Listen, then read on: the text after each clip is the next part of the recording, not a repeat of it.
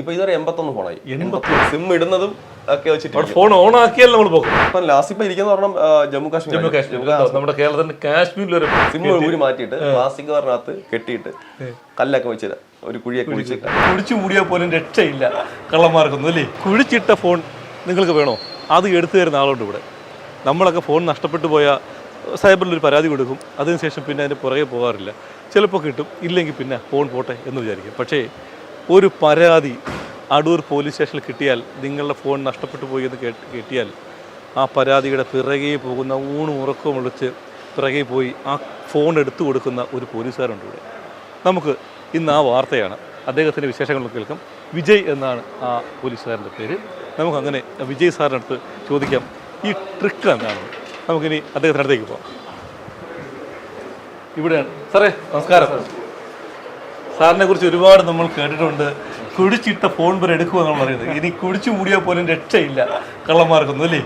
അപ്പോൾ എന്താണ് ഇങ്ങനെ നമ്മളൊരു ഈ ഫോണൊക്കെ ഇങ്ങനെ നഷ്ടപ്പെട്ടു പോയാൽ ഒരു പരാതി തന്നാൽ എങ്ങനെ ഇതിൻ്റെ പിറകെ എങ്ങനെ എത്ര ദൂരം വരെ പോകും? അതൊക്കെ നമ്മൾ പ്രേക്ഷകർക്ക് അറിയാൻ ഒത്തിരി ആഗ്രഹമുണ്ട്. തീർച്ചയായിട്ടും. അപ്പം എൻ്റെ ഫോൺ ഇപ്പോൾ നഷ്ടപ്പെട്ടു പോയി, ഞാനിപ്പോൾ ഒരു പരാതി തന്നു, ഫോൺ ഫുൾ സ്വിച്ച് ഓഫ് ആണ്, എങ്ങനെ നമ്മൾ കണ്ടുപിടിക്കുക? നമ്മൾ ആദ്യം ഒരു പരാതി രജിസ്റ്റർ ചെയ്യും. രജിസ്റ്റർ ചെയ്തിട്ട് കംപ്ലൈൻറ്റ് റെസിപ്റ്റ് വരും. റെസിപ്റ്റ് തന്നിട്ട് നമ്മൾ ഒരു ID കാർഡ്, അതായത് ID കാർഡ് ഉപയോഗിക്കും. ഉപയോഗിച്ചാൽ നമ്മൾ പറയും, റെസിപ്റ്റ് തന്നിട്ട് പറയും CIR, central equipment identity register എന്ന് പറയുന്ന നമ്മുടെ ഒരു പുതിയ സംവിധാനമാണ്. മൊബൈൽ ട്രേസിംഗിനായിട്ടുള്ള ഒരു സെപ്പറേറ്റ് സംവിധാനമാണ്, പോലീസിന്റെ സംവിധാനമാണ്. അതുപോലെ നാഷണൽ വൈസ് പോർട്ടലാണ്, എല്ലായിടത്തും കിട്ടും. ഇന്ത്യ മൊത്തം എല്ലാ സ്റ്റേഷനിലും നമുക്ക് SHO ലോഗിൻ ഉണ്ട്, അല്ല പബ്ലിക് പോർട്ടലും ഉണ്ട്. അപ്പോൾ അതിൽ നമ്മൾ രജിസ്റ്റർ ചെയ്യും. അതായത് ഈ രജിസ്റ്റർ ചെയ്യുമ്പോഴത്തേക്ക് അതിനകത്ത് നിങ്ങൾക്ക് ആവശ്യമായ കാര്യം എന്ന് വെച്ചാൽ കംപ്ലൈന്റ് റെസിപ്റ്റ് വേണം, ID കാർഡ്, പിന്നെ നഷ്ടപ്പെട്ടു പോയ സിമ്മിന്റെ ഡ്യൂപ്ലിക്കേറ്റ് എടുത്ത് ആക്റ്റീവ് ആക്കണം. ഇത്രയും ഡ്യൂപ്ലിക്കേറ്റ് സിം എടുത്ത് ആക്റ്റീവ് ആക്കണം. OTP വരുന്ന ഇതിൽ ആക്റ്റീവ് ആക്കണം. ആക്റ്റീവ് ആക്കിയ ശേഷം ഈ പറഞ്ഞ പോർട്ടലിനകത്ത് ബ്ലോക്ക് സ്റ്റോളൻ ഓർ ലോസ്റ്റ് മൊബൈലിന്റെ ഓപ്ഷൻ, ആ ഓപ്ഷനകത്ത് കയറി രജിസ്റ്റർ ചെയ്യുക. അപ്പൊ അതിൽ IMEI നമ്പർ ചോദിക്കും, പിന്നെ ഡിവൈസിന്റെ ബ്രാൻഡ്. നമുക്ക് നമ്മുടെ ഫോണിൽ തന്നെ ചെയ്യാം, ഓൺലൈനിൽ ചെയ്യാം അല്ലേ? ഫോണ് വലിയൊരു പോർട്ടലായതുകൊണ്ട് ചിലപ്പോൾ ഫോണിൽ ഇത് എടുക്കണമെന്നില്ല, ചിലപ്പോൾ ഒരു ലോഡ് ചെയ്യാൻ താമസമൊക്കെ വരാനായിട്ട് പറയുന്നുണ്ട്. അതുകൊണ്ട് സിസ്റ്റം ഉണ്ടെങ്കിൽ സിസ്റ്റം വഴിയോ ഏതെങ്കിലും കമ്പ്യൂട്ടർ സെന്ററിൽ ചെയ്യാൻ പറ്റും. പോലീസ് സ്റ്റേഷനിൽ പരാതി കൊടുത്താലും മതി. അതെ, സ്റ്റേഷനിൽ കൊടുത്താലും ഇത് ചെയ്യണം, ഇത് രജിസ്റ്റർ ചെയ്യണം. അതെ, രജിസ്റ്റർ ചെയ്യണം. അപ്പൊ നിങ്ങൾ രജിസ്റ്റർ ഒരു പ്രയോജനം എന്ന് വെച്ചാൽ ഇത് തിരിച്ചത് ട്രേസ് ആകുമ്പോഴത്തേക്ക് നമുക്ക് നോട്ടിഫിക്കേഷൻ വരും, ട്രേസ് ആയെന്ന് പറഞ്ഞിട്ട്. അപ്പം നമുക്കൊരു എക്സ്ട്രാ ലെയർ മോണിറ്ററിംഗ് ആയി. ഇവിടെ നമ്മളിപ്പം എല്ലാ സ്ഥലത്തും നോക്കണമെന്നില്ല, അല്ലെങ്കിൽ നമ്മൾ ഇത്ര ദിവസത്തിന് ഗ്യാപ്പ് ഇട്ടൊക്കെ ചിലപ്പോൾ നോക്കണമെന്നുള്ളൂ. എല്ലാ ദിവസവും നോക്കാൻ ചിലപ്പോൾ സമയം കിട്ടണമെന്നില്ല. അതുകൊണ്ട് 1-2 ദിവസമൊക്കെ ഗ്യാപ്പ് ഇട്ട് ചിലപ്പോൾ നമ്മൾ നോക്കാറുള്ളൂ. പക്ഷെ നിങ്ങൾക്കാണെങ്കിൽ അത് കൃത്യമായിട്ട് ഇവിടെ ട്രേസ് കിട്ടുന്ന അതേ സമയത്ത് തന്നെ നിങ്ങൾക്ക് മൊബൈലിൽ മെസ്സേജ് വരും. അപ്പോൾ അതൊരു എക്സ്ട്രാ ലെയർ കൺഫർമേഷൻ ആയി. അപ്പോൾ നമുക്ക് നമ്മളെ വിളിച്ചു കഴിഞ്ഞാൽ അപ്പം തന്നെ നമുക്കിത് ഡിലേ ഇല്ലാതെ ചെയ്യാൻ പറ്റും. അതുകൊണ്ടാണ് നിങ്ങൾ തന്നെ ചെയ്യണമെന്ന് പറയുന്നത്, സിറ്റിസൺ ചെയ്യണമെന്ന് പറയുന്നത്. അതല്ല നമുക്ക് സ്റ്റേഷനിൽ വൈസ് ചെയ്യാൻ പറ്റും. അപ്പോൾ സ്റ്റേഷൻ വൈസ് ചെയ്യാൻ ഇതേ പ്രോസസ് തന്നെ നടക്കുന്നത് നമ്മൾ കണ്ടുപിടിക്കും. കാര്യം അടുത്ത സിം ഇട്ട് കഴിഞ്ഞാൽ നമുക്ക് ട്രേസബിലിറ്റി കിട്ടുമ്പോഴത്തേക്ക് നമ്മൾ അതിൽ വിളിക്കുക ചെയ്യുന്നത്. ഇപ്പൊ സാർ എത്ര ഫോൺ വരെ കണ്ടുപിടിച്ചിട്ടുണ്ട്? ഇപ്പൊ ഇതൊരു 81 ഫോണായി. 81 കേട്ടല്ലോ, 81 ഫോൺ നഷ്ടപ്പെട്ടു പോയ ഫോൺ, കുഴിച്ചുമൂടിയ ഫോൺ വരെ കണ്ടെടുത്തെന്ന് പറഞ്ഞ് ആ കഥ എങ്ങനെയെന്ന് പറയാം. അത് നമ്മുടെ അടൂരൊരു ലോട്ടറി കച്ചവടക്കാരൻ്റെ ഒരു പ്രായമുള്ള മനുഷ്യനാണ്. അപ്പോൾ അദ്ദേഹം ഒരു ഉച്ചയ്ക്ക് ഒരു ദിവസം ഇതുപോലെ വന്ന് എൻ്റെ ഫോൺ പോയി. അപ്പോൾ ഫോൺ ബൈക്കിൽ വെച്ചിട്ടുണ്ട്. ബൈക്കിൽ വെച്ചിട്ട് അദ്ദേഹം ലോട്ടറി എടുക്കാനായിട്ട് കടയിലോട്ട് കയറിയതാണ്. അപ്പോൾ ആ സമയം കൊണ്ട് തിരിച്ചു വന്നപ്പോഴത്തേക്ക് ഫോണില്ല. അപ്പോൾ ആ ബൈക്കിൻ്റെ ഫ്രണ്ടിലെ ബാഗ് വെച്ചിരുന്നതാണ്. അപ്പോൾ അങ്ങനെ പുള്ളി വന്നു. അപ്പോഴത്തേക്ക് പുള്ളിയുടെ CCTV ഉണ്ടായിരുന്നു. അപ്പം എനിക്ക് ആ കടക്കാരൻ നമ്പർ തന്നു. അപ്പം നമ്മൾ കടക്കാരനെ വിളിച്ചപ്പോഴത്തേക്ക് പുള്ളി കൃത്യമായിട്ട് പെട്ടെന്ന് തന്നെ ആ CCTV ഇട്ട് തന്നു. അപ്പോൾ അതിൽ കൂടെ നിന്ന് 2 പേർ നിൽക്കുന്നുണ്ടായിരുന്നു അവിടെ. അപ്പോൾ അതിൽ ഒരാൾ അവിടെ നമ്മുടെ ബാറിൻ്റെ വശത്ത് അവിടെ അപ്പോൾ അതിനടുത്ത് നിൽക്കുന്നതായിട്ട് ഈ പുള്ളി തന്നെ നമ്മളെ വിളിച്ച് പറഞ്ഞു. അപ്പം ഞങ്ങൾ സാറിനോട് SI സാറിനോടെ ഞങ്ങൾ പോയിട്ട് അയാളെ കണ്ട് ചോദിച്ചവൻ പറഞ്ഞു, വീഡിയോ കാണിച്ചപ്പോൾ പറഞ്ഞു സാറേ എൻ്റെ കൂടെ നിന്നാളാ, അപ്പോൾ അയാളുടെ വീട് എൻ്റെ അടുത്താണ്. അപ്പം ഞങ്ങളെല്ലാം അവിടെ അയാളുടെ വീട്ടിലേക്ക് പോകുന്ന വഴി വീട്ടിനടുത്ത് വെച്ച് കക്ഷിയെ കണ്ടു ചോദിച്ചപ്പോൾ പറഞ്ഞ പോലെ ആദ്യം സമ്മതിച്ചില്ല. പിന്നെ നമ്മൾ ഒന്നുകൂടെ ചോദിച്ചു, കാരണം CCTV കാണിച്ചപ്പോഴത്തേക്ക് പുള്ളിക്ക് ഒന്നും പറയാൻ പെട്ടുപോയി. അതെ, അങ്ങനെ പറ്റുമോ പുള്ളി പറഞ്ഞ് സാറേ കൊണ്ട് എന്ന് പറഞ്ഞ് ഞങ്ങളെ വിളിച്ചോണ്ട് പോയി. ഒരു പറമ്പിനകത്ത് കല്ല് പ്ലാസ്റ്റിക് കവറി സിം ഊരി മാറ്റിയിട്ട് പ്ലാസ്റ്റിക് കവറിനകത്ത് കെട്ടിയിട്ട് കല്ലൊക്കെ വെച്ചിട്ട് ഒരു കുഴിയൊക്കെ കുഴിച്ച് അങ്ങനെ വെച്ചേക്കുക. പിന്നെ എടുത്തു കൊണ്ടുവന്നു. അപ്പം കൊണ്ടുവന്നപ്പോൾ കംപ്ലൈന്റ് പ്രായമുള്ള മനുഷ്യനാണ്. അപ്പം അദ്ദേഹത്തെ വിളിച്ചപ്പോൾ അദ്ദേഹത്തിന് ഫോൺ കിട്ടിയോണ്ട് പിന്നെ ചെറുപ്പക്കാരും അത്. അപ്പോൾ അവർക്ക് കേസ് എടുക്കാൻ തക്കി ചെയ്ത് വിട്ടാന്ന് പറഞ്ഞത്.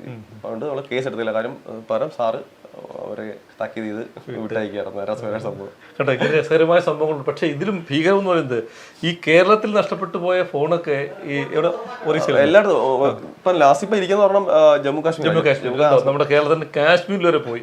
ആ ഫോൺ എങ്ങനെ റിക്കവർ ചെയ്തെടുക്കുക? അപ്പൊ അത് ഇപ്പൊ അത് വന്നിട്ടില്ലത്. അപ്പൊ അത് നമ്മളെ വിളിച്ചപ്പോഴത്തേക്ക് അത് 6 വർഷം കൊണ്ട് കേരളത്തിൽ ജോലി ചെയ്യുന്ന ഒരു പയ്യനാ, കോട്ടയംകാരൻ. ഇവർക്ക് ഈ ഫോൺ എങ്ങനെ കിട്ടും? ഇത് ഇവര് കൂടുതൽ ഈ പറഞ്ഞ അപ്പം അവിടെ ആരെങ്കിലും കൊണ്ട് കൊടുക്കും. ചെറിയ പൈസക്ക് ഈ ഫോൺ കിട്ടുമെന്ന് പറയുമ്പോഴത്തേക്ക് ഇവര് മേടിക്കും. പ്രത്യേകിച്ച് അവർക്ക് ഈ ഫോണോടൊക്കെ ഫോൺ പെട്ടെന്ന് മാറ്റിക്കൊണ്ടിരിക്കും. അപ്പൊ അവര് ചെറിയ പൈസക്ക് ഈ ഫോൺ ടച്ച് ഫോൺ കിട്ടുമ്പോഴത്തേക്ക് അവരെന്ത് ചെയ്യും, അപ്പോഴേ മേടിക്കുക ചെയ്യുന്നത്. അപ്പം അവർക്ക് മാത്രമല്ല നമ്മുടെ മലയാളികളും പറ്റുന്നുണ്ട്. പിന്നെ കൂടുതലും മൊബൈൽ ഇടക്കാർ സെക്കൻഡ് ഹാൻഡ് എടുത്ത് വെക്കുന്നുണ്ട്. അപ്പൊ അതും ഈ ഇത് IMEI ചെക്ക് ചെയ്ത് വെച്ച് കഴിഞ്ഞാൽ പ്രശ്നം എന്ന് വെച്ചാൽ ഇത് മോഷണോ അല്ലെങ്കിൽ നഷ്ടപ്പെട്ടു ആരെങ്കിലും ഫോണാണോ ഇല്ലെന്ന് അറിയാൻ പറ്റത്തില്ല. അതുകൊണ്ട് മൊബൈൽ ഇടക്കാർ കൃത്യമായിട്ട് ശ്രദ്ധിക്കണം ചെയ്യാം. കാര്യം ഇതിൽ രജിസ്റ്റർ ചെയ്താൽ മാത്രമേ അത് ബ്ലോക്ക് ആവത്തുള്ളൂ. അത് മൊബൈൽ കടക്കാർക്ക് വേണ്ടി അതെ, അത് നമ്മൾ ഒരു കാരണം വെച്ചാൽ നമ്മളിപ്പം ഒരാൾ സെക്കൻഡ് ഹാൻഡ് ആയിട്ട് കൊണ്ടുവരുന്നു. സെക്കൻഡ് ഹാൻഡ് കൊണ്ടുവരുമ്പോഴത്തേക്ക് നമ്മളത് കണ്ണും പൂട്ടി വിശ്വസിച്ചിട്ട് അത് മേടിച്ച് വെക്കരുത്. കാര്യം നഷ്ടം നീക്കാനേ വരുന്നത്. കാര്യം ഒരുപാട് ഞാൻ ഇവിടെ 10-12 മൊബൈൽ ഇടക്കാരുടെ ഇന്ന് എടുക്കേണ്ടി വന്നിട്ടുണ്ട്. അവരുടെ പൈസയും പോയി. അതെ. അപ്പൊ അതുകൊണ്ട് ഞങ്ങൾ ഇപ്പൊ ഇവിടെ ചെയ്തെന്ന് ചിലപ്പോൾ മൊബൈൽ ഇടക്കാരുടെ ഒരു ഗ്രൂപ്പിലേക്ക് ഞാൻ പറഞ്ഞു, എന്നെ ആഡ് ചെയ്യാൻ പറഞ്ഞിട്ടുണ്ട്. അപ്പൊ നമുക്ക് ഇവിടുന്ന് അതായത് പോകുന്ന IMEI ഉണ്ടെങ്കിൽ നമ്മൾ എന്ത് ചെയ്യും, അതിലോട്ട് അപ്ഡേറ്റ് ചെയ്ത് കൊടുക്കും. അവർക്ക് അതിൽ സെക്കൻഡ് കിട്ടുകയെന്നുണ്ടെങ്കിൽ അവർക്ക് അത് ക്രോസ് ചെക്ക് ചെയ്യാം. കാര്യം പെട്ടെന്ന് തന്നെ. കാര്യം മറ്റേത് IMEI ചെക്ക് ചെയ്യാൻ പറ്റും, പക്ഷേ ബ്ലാക്ക് ലിസ്റ്റ് ആണോ അല്ലെങ്കിൽ അറിയാൻ പറ്റും. പക്ഷെ അത് ഈ പോർട്ടൽ രജിസ്റ്റർ ചെയ്ത് കഴിഞ്ഞാൽ മാത്രമേ അത് ആവത്തുള്ളൂ. അപ്പൊ ഇന്നിപ്പോ ഒരാളുടെ ഫോൺ പോയി, അയാൾ പെട്ടെന്ന് തന്നെ ഫോൺ എടുത്ത് വൈകുന്നേരം അടുത്ത ഏതെങ്കിലും കടയിൽ കൊണ്ട് കൊടുത്ത് അറിയണമെന്നില്ല. കാര്യം അത് രജിസ്റ്റർ ചെയ്യാൻ സമയം എടുക്കുമല്ലോ. അപ്പൊ അത് കഴിഞ്ഞാൽ മാത്രമേ ചെക്ക് ചെയ്യാൻ പറ്റത്തുള്ളൂ. അപ്പോഴത്തേക്ക് കൊണ്ടുവന്നിട്ട് പോയി കാണും.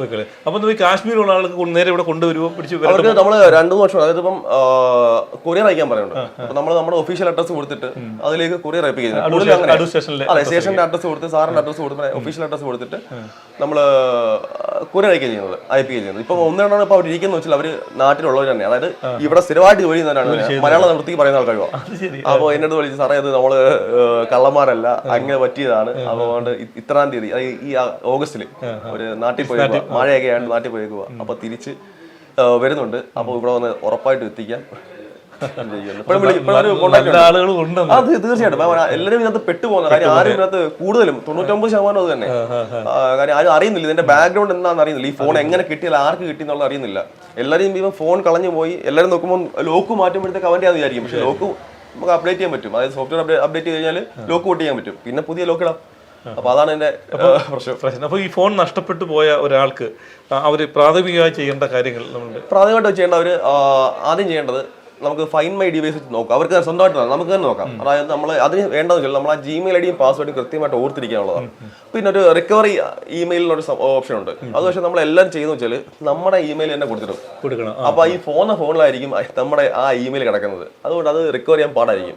വേറെ അങ്ങനെ അടുത്ത റിലേറ്റീവ് ക്ലോസ് റിലേറ്റീവ്സിന്റെ ആരെങ്കിലും ഇമെയിൽ ID കൊടുത്തു കഴിഞ്ഞാൽ നമുക്ക് ആ അക്കൗണ്ട് റിക്കവർ ചെയ്യാൻ ഓപ്ഷൻ ഉണ്ട്. അപ്പൊ ആദ്യം ഫൈൻഡ് മൈ ഡിവൈസ് വെച്ച് അത് എക്സാക്ട് ലൊക്കേഷൻ ആയിരിക്കും, ആ ഡിവൈസ് ഇരിക്കുന്ന ലൊക്കേഷൻ ആയിരിക്കും കാണിച്ചു തരുന്നത്. അപ്പൊ അത് വെച്ച് നമുക്ക് ട്രാക്ക് ചെയ്യാൻ പറ്റും. അതായത് ഫോൺ സ്വിച്ച് ഓഫ് അല്ലെന്നില്ല ഉണ്ടെങ്കിൽ. ഇപ്പൊ പുതിയ ഫോണിനകത്തൊക്കെ നമുക്ക് സ്വിച്ച് ഓഫ് ചെയ്യാൻ പാസ്വേഡ് ചോദിക്കുന്ന സിസ്റ്റം ഒക്കെ ആയിട്ടുണ്ട്. അതായത് സ്വിച്ച് ഓഫ് ചെയ്യണമെങ്കിൽ പാസ്വേഡ് ചോദിക്കും. അപ്പൊ അതുകൊണ്ട് അത് നല്ലൊരു ഇതാണ്, പ്രൊട്ടക്ഷൻ ആണ്. കാര്യം സ്വിച്ച് ഓഫ് ചെയ്യാൻ പറ്റത്തില്ല. ബാക്കി അല്ലാതുള്ള പഴയ ഫോണൊക്കെ ആണെങ്കിൽ നമ്മൾ ലോങ് പ്രസ് ചെയ്ത് കഴിഞ്ഞാൽ ഓപ്ഷനാണ്, പവർ ഓഫ് ഓപ്ഷനാണ് ചോദിക്കുന്നത്. ഇതാകുമ്പോഴത്തേക്ക് പവർ ഓഫിനോട് പാസ്വേഡ് ചോദിക്കും. പാസ്വേഡ് അറിയാത്തതുകൊണ്ട് സ്വിച്ച് ഓഫ് ചെയ്യാൻ പറ്റത്തില്ല. അപ്പൊ അതുകൊണ്ട് അതുവരെ നമുക്ക് അത്രയും സമയം നമുക്ക് ട്രേസ് ചെയ്യാനുള്ള ചാൻസ് കിട്ടും. ഇതിപ്പോ നമ്മള് 1 വർഷത്തിന് മേലെ 2023 ഫോൺ ഇപ്പോൾ എടുത്ത് 2023. അപ്പൊ അത് ഓരോ ഇത് വരും. അത് സിം ഇടുന്നതും ഒക്കെ വെച്ചിട്ട് ഫോൺ ഓൺ ആക്കിയാൽ നമ്മൾ പോകും. അടുത്ത രാത്രി ഉറക്കമൊന്നുമില്ല, ഫുൾ ടൈം ഈ ലാപ്ടോപ്പിന് മുന്നിൽ തന്നെ അല്ല നമ്മള് ഡേയിലുള്ള ഡേയിൽ ഡ്യൂട്ടി ആണെങ്കിൽ നമ്മൾ വൈകുന്നേരം 6 മണി വരെ നോക്കിയിരിക്കും. പിന്നെ നമ്മൾ എല്ലാ ദിവസവും ഇവിടെ ഞാൻ സാറിപ്പോ ഇവിടെ നമ്മുടെ വലിയ സ്റ്റേഷൻ ആയതുകൊണ്ടും ഒരുപാട് ഇങ്ങനെ ഫോൺ മിസ്സായതുകൊണ്ട് നമ്മുടെ ജില്ലാ പോലീസ് മേധാവി അതുപോലെ DYSP സാറും ഇപ്പം നിർദ്ദേശപ്രകാരം നമുക്ക് ഒരാൾ ഇങ്ങോട്ടിട്ട് അപ്പൊ ഒരാളെ ചുമതലപ്പെടുത്തിയതാ. കാര്യം ഒരുപാട് ഫോൺ മിസ്സിങ് ഒരുപാട് വരുന്നുണ്ട്. അപ്പൊ അങ്ങനെ ഇട്ടതാ. അപ്പൊ ഇതിനെ നമുക്ക് എനിക്കിതും പിന്നെ സൈബറിന്റെ ഒരു ഇതുണ്ട്. അപ്പൊ അതിനോട് ഇപ്പൊ കൈകാര്യം ചെയ്യുന്നത്. ഇടയ്ക്കും ചോദിക്കട്ടെ, ശരി ഈ കമ്പ്യൂട്ടർ ടെക്നോളജി വല്ലതാണോ പഠിച്ചത്? ഇല്ല, ഞാൻ പഠിച്ചത് ഇതേ അല്ല, ഞാൻ പഠിച്ചത് ടീച്ചിങ് ഫീൽഡ്, അതായത് BSc B.Ed ആണ്. അധ്യാപകനാവേണ്ട ആളാണ്. അപ്പോൾ അതാ പഠിച്ചത്. പിന്നെ ഇതൊക്കെ നമ്മൾ സ്വന്തമായിട്ട് പഠിച്ചെടുക്കുന്നത്. പിന്നെ സംശയം ഉണ്ടെങ്കിൽ ഞങ്ങൾ സൈബർ സെല്ലിൽ ഞങ്ങളുടെ സൈബർ സെല്ല് പത്തനംതിട്ട നല്ല കോർപ്പറേഷൻ, അപ്പം നമുക്ക് സംശയം ഉണ്ടെങ്കിൽ അവരെ വിളിച്ചു ചോദിച്ചാൽ അവർ പറഞ്ഞുതരും. അങ്ങനെ നമ്മളായിട്ട് പഠിച്ചെടുക്കുന്ന കുറച്ച് കാര്യങ്ങളാണ്. എന്തായാലും നമ്മുടെ നാടിന്, പക്ഷേ നമ്മുടെ കേരള പോലീസിന്റെ ഏറ്റവും നല്ല അഭിമാനമാണ് നമ്മുടെ വിജയ് സാറ്. കാരണം ഈ ചെറിയ പ്രായത്തിൽ ചൂരനാട് സ്വദേശിയാണ്, കൊല്ലം ചൂരനാട് സ്വദേശിയാണ്. അധ്യാപകനാകാനാണ് വലിയ മുഖം, പക്ഷേ കിട്ടിയത് കാക്കിക്കുള്ളിലെ ഒരു വലിയ ഒരു ഒരുപാട് വിധങ്ങളായ പബ്ലിക്കായിട്ട് കൂടുതൽ നമുക്ക് ബന്ധപ്പെടാൻ അവർക്ക് സഹായം ചെയ്യാൻ പറ്റുന്നുണ്ട്. അധ്യാപകനായാലും ചെയ്യാൻ പറ്റും. പിന്നെ തീർച്ചയായിട്ടും ഇപ്പോഴും ഇഷ്ടമാണ്. തീർച്ചയായിട്ടും പോലീസിന്റെ സേവനം ചെറുതൊന്നുമല്ല, വലിയ സേവനമാണ്. ഞാൻ CA കുറച്ച് സംസാരിക്കാൻ ഞാൻ കേട്ടത് തന്നെ. ശരിക്കും പറഞ്ഞാൽ ഒരിക്കലും അടയ്ക്കാത്ത 3 സ്ഥാപനങ്ങളാണ്. ഒന്ന് പോലീസ് സ്റ്റേഷൻ, രണ്ടാമത് ആശുപത്രി, നമ്മുടെ ഫയർഫോഴ്സ് സ്റ്റേഷൻ. അപ്പോൾ അവിടെയാണ് കണ്ണു നട്ട് കാത്തിരിക്കുന്ന ഒരു വിജയ് എന്ന ചെറുപ്പക്കാരനായ ചുറുചുറുക്കുള്ളൊരു പോലീസുകാരൻ നമ്മുടെ പോലീസ് സേനയ്ക്കും കേരളത്തിനും അഭിമാനമായി മാറുകയാണ്. ഇനി ഏത് ഫോൺ നഷ്ടപ്പെട്ടു പോയാലും അത് കണ്ടുപിടിക്കുന്ന ശരിക്കും ക്രാന്തദർശിയായ ഉറക്കമുളച്ചിരിക്കുന്ന ഒരു പോലീസുകാരനെയാണ് ഞാൻ നിങ്ങൾക്ക് പരിചയപ്പെടുത്തിയത്. എന്തായാലും ഒരുപാട് സന്തോഷം സാർ.